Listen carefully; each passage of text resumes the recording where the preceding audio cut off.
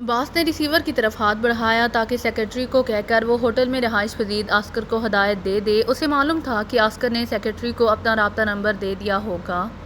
عمران تیسری منزل سے لفٹ کے ذریعے واپس ہال میں پہنچا۔ چونکہ اسے معلوم نہیں تھا کہ سر آصف خان کا آفس یا مینیجر کا آفس کہاں ہوگا، اسی لیے وہ واپس ہال میں آیا تھا۔ لیکن یہاں مینیجر موجود نہیں تھا، البتہ ملازمین اب ہال کی صفائی میں مصروف تھے۔ مینیجر صاحب کہاں ملیں گے؟ عمران نے ایک ملازم سے پوچھا۔ جناب چیئرمین صاحب تشریف لائے ہیں، وہ ان کے آفس میں گئے ہیں، ملازم نے جواب دیا۔ کہاں ہے ان کا آفس؟ عمران نے پوچھا۔ بائیں طرف راہداری میں جناب، ملازم نے جواب دیا۔ سنو، وہ قاسم صاحب جنہوں نے یہ سارا ہنگامہ کیا ہے، وہ اگر یہاں آئیں تو انہیں کہہ دینا کہ ان کا کھانا مین آفس میں موجود ہے، وہ وہاں آ جائیں۔ عمران نے کہا، کھانا اور مین آفس میں؟ ملازم نے حیران ہو کر کہا۔ ہاں چیئرمین صاحب یہاں اسے کھانا کھلانے آئے ہیں تاکہ وہ بھوکا نہ رہ جائے، عمران نے مسکراتے ہوئے کہا اور تیزی سے راہداری کی طرف بڑھ گیا۔ مین آفس کے سامنے دو مستعد لیکن مسلح چوکیدار موجود تھے۔ مجھے چیئرمین صاحب نے بلوایا ہے لیکن میں جانا نہیں چاہتا، اسی لیے کیا یہ بہتر ہے کہ تم مجھے اندر نہ جانے دو تاکہ کل کو میں چیئرمین صاحب کو کہہ دوں کہ میں کیا کر سکتا تھا۔ آپ کے چوکیداروں نے ہی مجھے ان کے پاس جانے نہیں دیا۔ عمران نے کہا، جج جناب ہم آپ کو کیسے روک سکتے ہیں جناب؟ دونوں چوکیداروں نے بے اختیار پیچھے ہٹتے ہوئے کہا۔ اچھا پھر تو مجبوری ہے، جانا ہی پڑے گا۔ اور سنو، وہ مست ہاتھی، میرا مطلب ہے جس کی تباہی کے بعد ہی چیئرمین صاحب کو یہاں آنا پڑا ہے، یہاں آئے تو اسے پورے کا پورا اندر آنے دینا، عمران نے مسکراتے ہوئے کہا اور دروازہ کھول کر اندر داخل ہو گیا۔ یہ ایک کافی بڑا اور انتہائی شاندار انداز میں سجا ہوا آفس تھا۔ بڑی سی میز کے پیچھے ایک ادھیڑ عمر آدمی بیٹھا ہوا تھا۔ اس کا چہرہ اس کے جسم کی مناسبت سے کافی بڑا تھا، آنکھوں سے سختی جھلک رہی تھی، جبکہ مینیجر راحت حسین میز کی دوسری طرف مؤدبانہ انداز میں بیٹھا ہوا تھا۔ یہ سر آصف خان تھے، باکیشا کے مشہور شکاری اور ایک لحاظ سے ہوٹل بزنس کے کنگ۔ ویسے ان کا خاندان زمیندار ہی تھا اور اس لحاظ سے وہ سر عبدالرحمن کے دوست بھی تھے اور ہم پلہ بھی، اور چونکہ دونوں فیملیوں کے ایک دوسرے کے ہاں خاصی آمد و رفت تھی، اسی لیے وہ عمران کو اچھی طرح جانتے تھے۔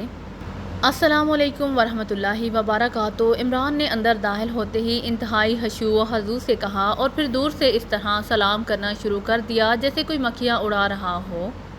وعلیکم السلام، آؤ بیٹھو، مجھے تمہارا انتظار تھا، سر آصف خان نے انتہائی خشک اور قدرے سخت لہجے میں کہا۔ انتظار؟ واہ کیا خوبصورت اور دلکش لفظ ہے، عاشق بیچاروں کی پوری زندگی اسی انتظار میں گزر جاتی ہے لیکن وہ منہ سے اف تک نہیں نکالتے، عمران نے مسکراتے ہوئے کہا۔ بکواس مت کرو اور بیٹھو، مجھے بتاؤ کہ یہ سارا ہنگامہ اور توڑ پھوڑ سر عاصم کے بیٹے قاسم نے کیوں کی ہے؟ کیا اس کے ساتھ کوئی غلط سلوک ہوا ہے؟ اگر تو اس کے ساتھ کوئی غلط سلوک ہوا ہے تو پھر میں ہوٹل کے سارے عملے کو ڈسمس کر دوں گا اور نقصان برداشت کر لوں گا، اور اگر قاسم نے بغیر کسی غلط سلوک کے یہ ہنگامہ کیا ہے تو پھر نہ صرف اسے نقصان پورا کرنا ہوگا بلکہ جیل کی ہوا بھی کھانا ہوگی، سر آصف نے انتہائی سرد لہجے میں کہا۔ آپ سر عاصم کو جانتے ہیں؟ عمران نے کرسی پر بیٹھتے ہوئے مسکرا کر کہا۔ ہاں گو ان سے ملاقات تو نہیں ہوئی لیکن مجھے معلوم ہے کہ وہ کافرستان کے بہت بڑے صنعت کار ہیں اور انتہائی بااصول آدمی ہیں، اور قاسم ان کا بیٹا ہے، سر آصف خان نے جواب دیا۔ پھر آپ کو یہ بھی معلوم ہوگا کہ قاسم یہاں غیر ملکی ہے، کافرستان کا سفارت خانہ کسی صورت بھی یہ نہیں چاہے گا کہ سر عاصم کے بیٹے کو جیل بھیجا جائے، عمران نے مسکراتے ہوئے کہا۔ جو میں نے پوچھا ہے پہلے اس کا جواب دو، سر آصف خان نے سخت لہجے میں کہا۔ میری تحقیقات کے مطابق قاسم کے ساتھ کوئی غلط سلوک نہیں ہوا اور اس پر کوئی دورہ پڑ گیا تھا جس کا نتیجہ یہ نکلا، عمران نے کہا۔ تو پھر چاہے قاسم کافرستان کا شہری ہے یا ایکریمیا کا، اسے جیل جانا ہوگا، سر آصف خان نے میز پر مکہ مارتے ہوئے کہا۔ کس جرم میں؟ عمران نے کہا تو سر آصف خان بے اختیار چونک پڑے۔ ہوٹل میں ہنگامہ کرنے کے جرم میں، ایک شریف عورت کو زبردستی اغوا کرنے کے جرم میں اور ہوٹل کا نقصان کرنے کے جرم میں، سر آصف خان نے کہا۔ پہلے مینیجر صاحب یہ بتائیں کہ وہ خاتون اور اس کے ساتھی کیا اس ہوٹل میں رہائش پذیر ہیں؟ عمران نے اس بار ساتھ بیٹھے ہوئے مینیجر سے مخاطب ہو کر کہا۔ نہیں جناب، وہ تو صرف کھانا کھانے آئے تھے، ہنگامے کے بعد چلے گئے، مینیجر نے انتہائی مؤدبانہ لہجے میں جواب دیا۔ آپ فرمائیں جناب چیئرمین صاحب، اغوا اور مار کھانے کی رپورٹ اگر درج کرائیں گے تو وہ خود کرائیں گے، آپ نہیں کرا سکتے۔ ہاں اگر وہ آپ کے ہوٹل میں رہائش پذیر ہوتے تو دوسری بات تھی، عمران نے مسکراتے ہوئے کہا۔ بہرحال ہوٹل کا فرنیچر تو توڑا گیا ہے، یہاں ہنگامہ تو ہوا ہے، سر آصف خان نے ہونٹ چباتے ہوئے کہا۔ آپ کے ہوٹل کی مالیت کتنی ہوگی؟ عمران نے مسکراتے ہوئے کہا۔ ہوٹل کی مالیت؟ کیا مطلب؟ اس میں مالیت کا کیا تعلق پیدا ہو گیا؟ سر آصف خان نے چونک کر اور قدرے حیرت بھرے لہجے میں کہا۔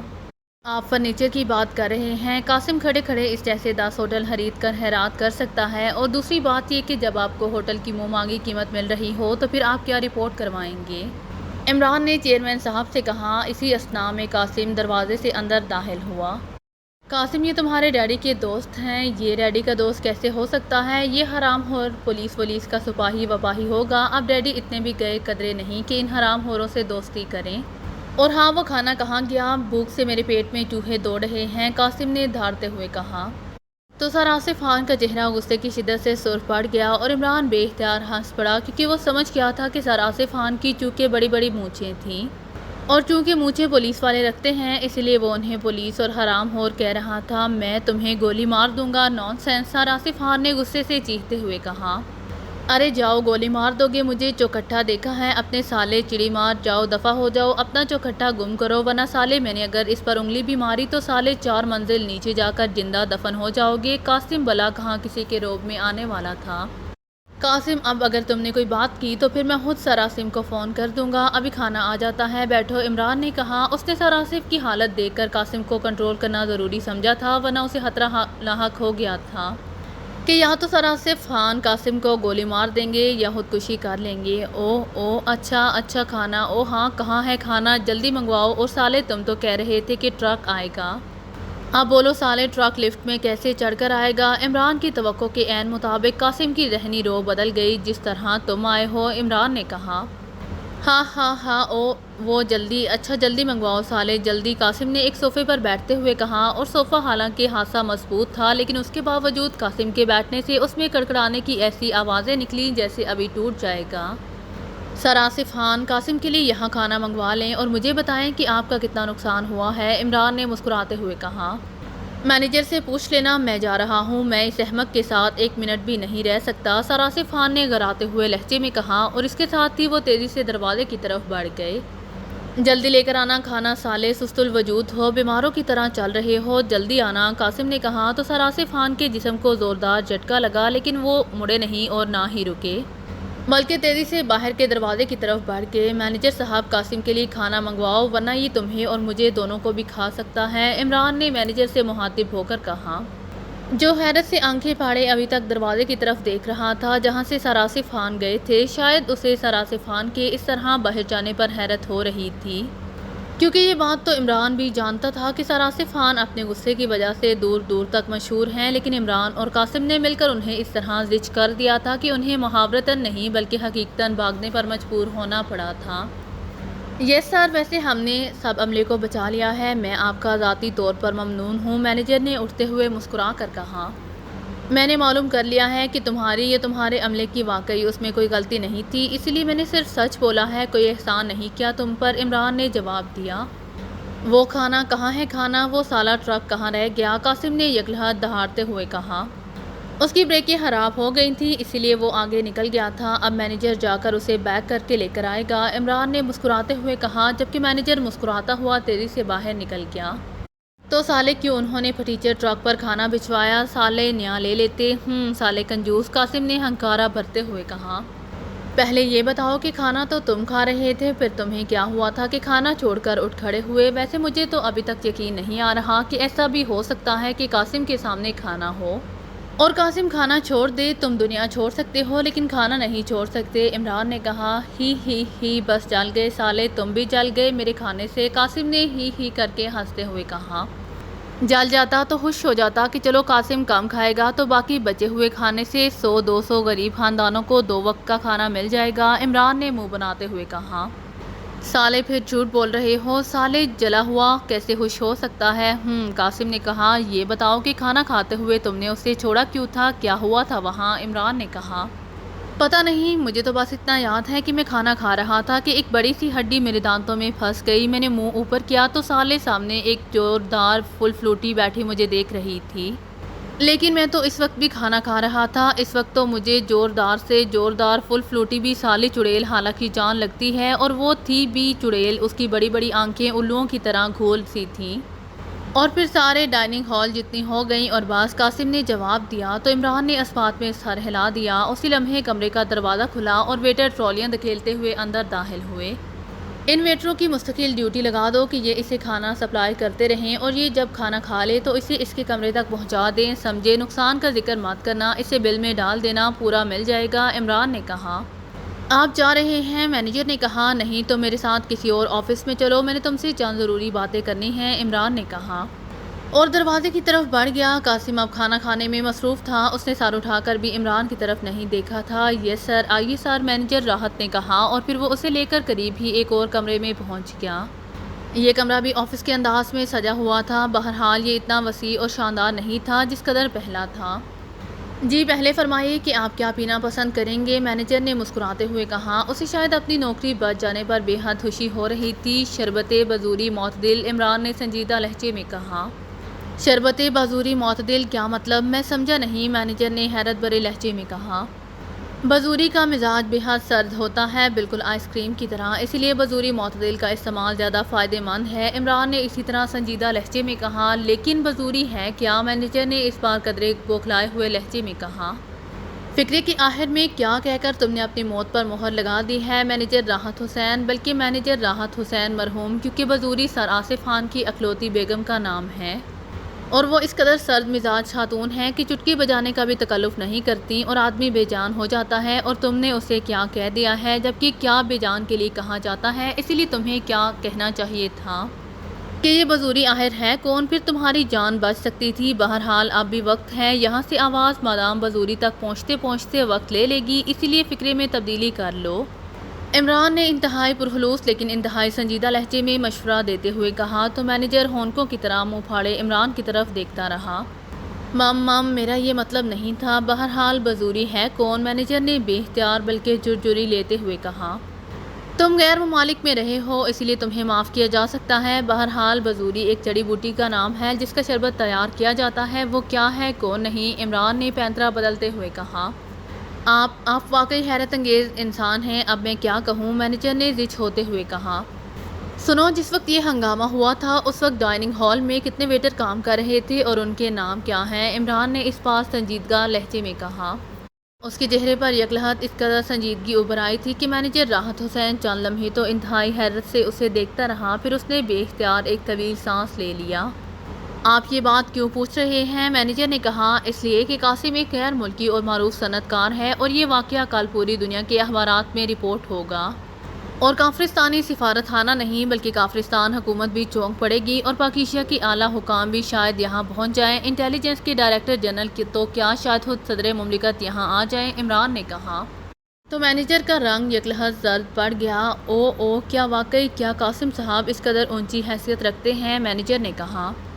تم اس کی حیثیت سے واقف نہیں، اسی لیے تمہیں علم نہیں ہے اور نہ ہی سر آصف خان کو، اور مجھے اس سارے واقعے کے پیچھے کسی بڑے بین الاقوامی جرم کی بو آ رہی ہے، اس لیے میں چاہتا ہوں کہ پہلے ہی انکوائری کر کے اعلیٰ حکام تک رپورٹ کر دوں۔ سیکرٹری وزارت خارجہ سر سلطان کو رپورٹ دینی ہوگی، عمران نے کہا۔ کیا آپ کی کوئی سرکاری حیثیت بھی ہے؟ مینیجر نے حیرت بھرے لہجے میں کہا۔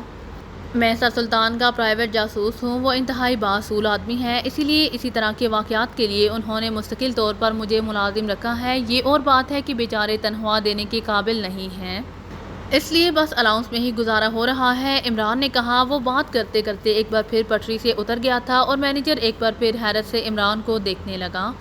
اس کی شاید سمجھ میں نہیں آ رہا تھا کہ گرگٹ سے بھی زیادہ جلدی رنگ بدلنے والا یہ شخص اصل میں کون ہے۔ ٹھیک ہے سر، آپ جو بھی ہوں، مجھے اس سے کوئی تعلق نہیں ہے، کیونکہ چیئرمین صاحب آپ کی بات مانتے ہیں، اسی لیے مجھے بھی ماننی ہوگی۔ میں سروس مینیجر کو کہتا ہوں، مینیجر نے ایک طویل سانس لیتے ہوئے کہا اور پھر اٹھ کر وہ تیزی سے باہر نکل گیا۔ تھوڑی دیر بعد وہ واپس آیا تو اس کے پیچھے ویٹرز کی قطار بھی اندر آئی، ان سب کے چہروں پر شدید پریشانی نمایاں تھی، وہ سر جھکائے ہوئے تھے۔ یہ 8 ویٹرز اس وقت ڈائننگ ہال میں ڈیوٹی دے رہے تھے جب یہ ہنگامہ ہوا، مینیجر نے کہا۔ آپ جنرل مینیجر ہیں، اسی لیے آپ خود نہ بتائیں اور جا کر پہلے قاسم صاحب کے بارے میں معلوم کریں کہ اسے کھانا مل رہا ہے یا نہیں، کیونکہ اگر آپ نے کھانے کی سپلائی ذرا بھی ہلکی کی تو دوسرا ہنگامہ اس سے بھی زیادہ خوفناک کھڑا ہو سکتا ہے۔ میں ان سے باتیں کر لوں گا، عمران نے کہا اور مینیجر سر ہلاتا ہوا اس طرح کمرے سے باہر چلا گیا جیسے بچے چھٹی ہونے پر کلاس سے بھاگتے ہیں۔ بیٹھے، عمران نے ان ویٹرز کی طرف دیکھتے ہوئے کہا۔ جناب، اس ہنگامے میں ہمارا کوئی ہاتھ نہیں ہے، ایک قدرے ادھیڑ عمر ویٹر نے سہمے ہوئے لہجے میں کہا۔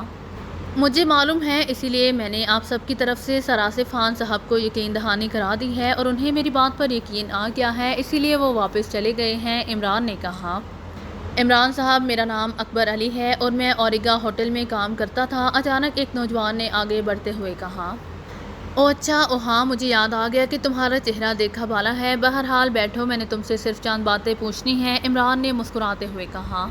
تو تمام ویٹروں کے چہروں پر اطمینان کے تاثرات ابھر آئے اور وہ صوفوں پر بیٹھ گئے، لیکن ان کے بیٹھنے کا انداز بے حد مؤدبانہ سا تھا۔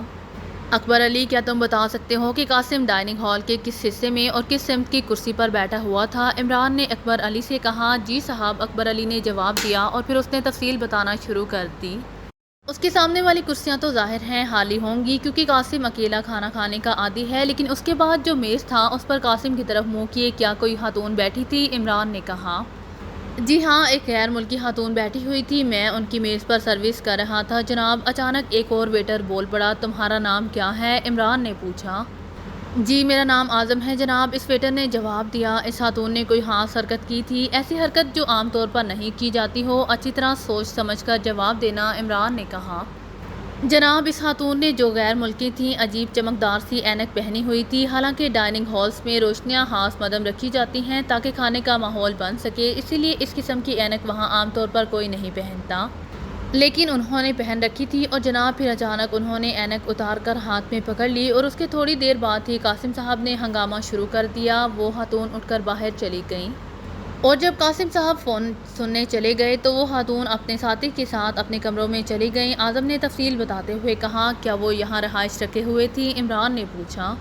یس سر، وہ اس وقت بھی یہاں موجود ہیں، کمرہ نمبر 12 اور 13 میں، اعظم نے جواب دیتے ہوئے کہا۔ اس خاتون کا حلیہ کیا ہے؟ عمران نے پوچھا۔ حلیہ، وہ غیر ملکی خاتون ہیں، لمبے قد اور بھاری لیکن مضبوط جسم کی مالک ہیں اور بس، اعظم نے گھڑبڑائے ہوئے لہجے میں جواب دیا۔ اوکے، اب تم جا سکتے ہو، لیکن ایک بات کا خیال رکھنا کہ اگر یہاں ہونے والی بات چیت باہر پہنچ گئی، حتیٰ کہ تم نے مینیجر کو بھی بتائی، تو پھر یہی سمجھا جائے گا کہ تم سب بھی اس ہنگامے میں ملوث ہو۔ عمران نے کہا، نہیں جناب، ایسا نہیں ہوگا، سب نے کہا، اور پھر وہ سب سلام کر کے کمرے سے باہر چلے گئے تو عمران نے میز پر رکھے ہوئے فون کا ریسیور اٹھا لیا۔ یس سر، دوسری طرف سے ایک مؤدبانہ نسوانی آواز سنائی دی اور عمران اس کے لہجے سے ہی سمجھ گیا کہ یہ جنرل مینیجر راحت حسین کی پرسنل سیکرٹری ہوگی۔ جنرل مینیجر کے آفس سے نقلی جنرل مینیجر بول رہا ہوں، اصلی کو بھیج دیں تاکہ میں چھٹی کر کے گھر جاؤں اور آرام سے لمبی تان کر سوؤں۔ ویسے یہ لمبی تان کر سونے کی بات آج تک مجھے سمجھ نہیں آئی کہ کیا لمبی تان کر سویا جاتا ہے۔ جہاں تک مجھے معلوم ہے یہ تانیں تو گانے یا راگوں کی ہوتی ہیں، چاہے لمبی ہوں یا چھوٹی۔ عمران کی زبان رواں ہو گئی اور پھر اس سے پہلے کہ دوسری طرف سے کسی حیرت کا اظہار ہوتا، عمران نے ہتھی ریسیور رکھ دیا۔ اسے معلوم تھا کہ مینیجر راحت تک اس کا پیغام پہنچ جائے گا اور ایسا ہی ہوا۔ تھوڑی دیر بعد مینیجر راحت آ گیا۔ آپ نے میری پرسنل سیکرٹری سے کہا تھا کہ آپ نقلی جنرل مینیجر ہیں؟ وہ حیرت اور خوف سے پاگل ہو رہی تھی۔ مینیجر نے ہنستے ہوئے کہا، اس کا مطلب ہے کہ آپ کی پرسنل سیکرٹری غیر شادی شدہ ہے؟ عمران نے مسکراتے ہوئے کہا، جی ہاں، مگر آپ نے یہ سوال کیوں کیا؟ مینیجر صاحب نے چونک کر حیرت بھرے لہجے میں پوچھا۔ اس لیے کہ غیر شادی شدہ خاتون ہی حیرت اور خوف سے پاگل ہو سکتی ہیں، ورنہ شادی شدہ تو دوسروں کو پاگل کرنے کی ماہر ہوتی ہیں۔ عمران نے بڑے معصوم سے لہجے میں کہا تو مینیجر راحت حسین بے اختیار ہنس پڑا۔ آپ واقعی انتہائی دلچسپ باتیں کرتے ہیں، مینیجر راحت نے مسکراتے ہوئے کہا۔ آپ صرف اتنا معلوم کر کے مجھے بتائیں کہ دوسری منزل کے کمرہ نمبر 13 اور 12 میں کون رہائش پذیر ہیں اور ان کے کاغذات کی نقول بھی یہاں منگوا لیں، لیکن یہ شرط ہے کہ کسی کو معلوم نہ ہو سکے۔ عمران نے مسکراتے ہوئے کہا، کیا مطلب؟ کیا یہ لوگ؟ مینیجر نے چونک کر انتہائی حیرت بھرے لہجے میں رک کر کہنا شروع کیا۔ کسی فیصلے یا نتیجے پر پہنچنے کی ضرورت نہیں، وہ بھی غیر ملکی ہیں اور ہوٹل کے معزز گاہک ہیں۔ عمران نے کہا تو مینیجر نے ایک بار پھر اس بات میں سر ہلا دیا اور ایک بار پھر اٹھ کر وہ ہتھی آفس سے باہر چلا گیا۔ شاید وہ عمران سے ذہنی طور پر اس قدر مرعوب ہو گیا تھا کہ اپنا عہدہ بھی اسے یاد نہ رہا۔ بہرحال تھوڑی دیر بعد وہ واپس آیا تو اس کے ہاتھ میں ایک فائل تھی۔ یہ پالین کے باشندے ہیں، ان کا تعلق بھی ٹیکسٹائل بزنس سے ہے، مینیجر نے فائل عمران کے سامنے رکھتے ہوئے کہا، اور عمران نے جیسے ہی فائل کھولی وہ بے اختیار اچھل پڑا، کیونکہ سامنے جس آدمی کی تصویر لگی ہوئی تھی وہ اسے اچھی طرح جانتا تھا۔ یہ آسکر تھا، پالین کا خاصا معروف ایجنٹ تھا اور عمران سے اس کے اچھے خاصے تعلقات تھے، اس کا نام بھی وہی تھا۔ عمران نے جلدی سے کاغذ پلٹا اور دوسرے لمحے اس کے منہ سے بے اختیار ایک طویل سانس نکل گیا، کیونکہ دوسرے کاغذ پر ہپناٹزم میں بین الاقوامی شہرت رکھنے والی مادام جوزی کا فوٹو تھا اور اس کا اصل نام ہی درج تھا۔ اب عمران سمجھ گیا تھا کہ قاسم سے یہ ہنگامہ یقیناً مادام جوزی نے کرایا ہے اور آسکر اس کے ساتھ ہے، اور آسکر کی موجودگی بتا رہی ہے کہ معاملات بین الاقوامی سطح کے ہیں۔ کیا یہ آسکر صاحب کمرے میں موجود ہیں؟ عمران نے مینیجر سے پوچھا۔ میں معلوم کرتا ہوں، مینیجر راحت حسین نے کہا، اور اس کے ساتھ ہی اس نے فون کا ریسیور اٹھایا اور بات شروع کر دی۔ تھوڑی دیر بعد اس نے ریسیور رکھ دیا۔ جی ہاں، وہ دونوں کمرہ نمبر 12 اور 13 میں موجود ہیں۔ ویسے اس خاتون کا کمرہ نمبر 13 ہے، لیکن وہ آسکر صاحب کے کمرے میں اس وقت موجود ہے، مینیجر نے کہا، اور عمران نے اس بات میں سر ہلا دیا اور اٹھ کھڑا ہوا۔ اگر آپ کو میری ویڈیو پسند آئے تو please like, share and subscribe کرنا مت بھولیے گا۔